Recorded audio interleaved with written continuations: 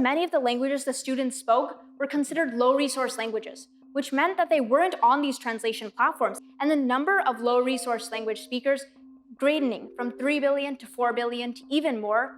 We need to make a difference soon.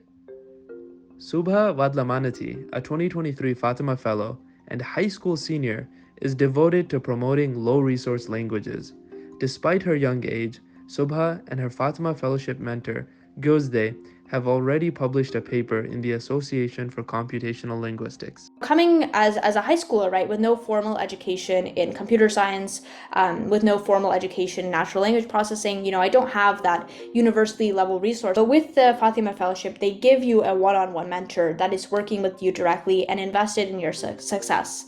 And this is something that's free and accessible to everyone. So with the 9-month program, I've had a wonderful experience, and it's really changed the way that I view natural language processing.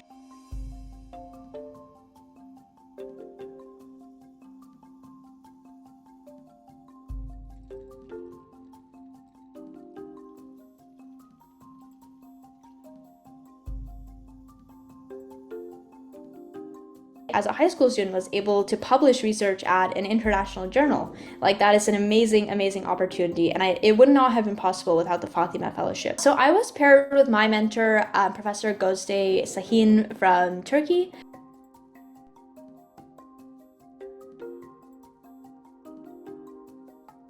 She works with Koç University, and I was able to also work a little bit with some of her lab, KU lab. But specifically, we looked at the behavior of these large language models like GPT-3. Now there's ChatGPT and GPT-4, but at the time we were working with GPT-3.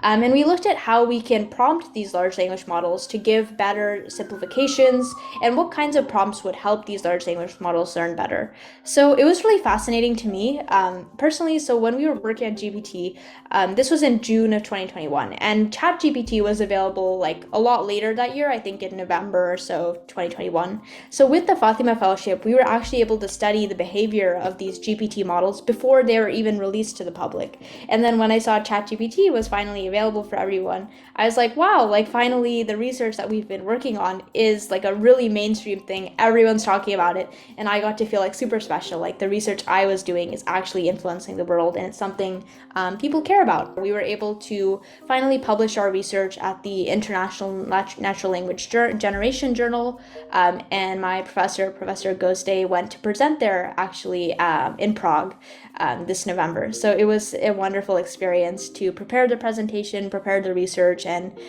finally have our research published. As a high school student, there's often not many opportunities for us to work on research, especially with professors and graduate students. So having the opportunity, I am extremely grateful to the Fatima Fellowship for allowing me to be a fellow, to trust in my ability as a high school student to perform graduate level research. I'm just really grateful to Professor Gozde, to her lab, KU lab, for all of the resources, for all of the proofreadings, checkings of our paper, and also to the Fatima Fellowship for all of the computational resources, mentorship.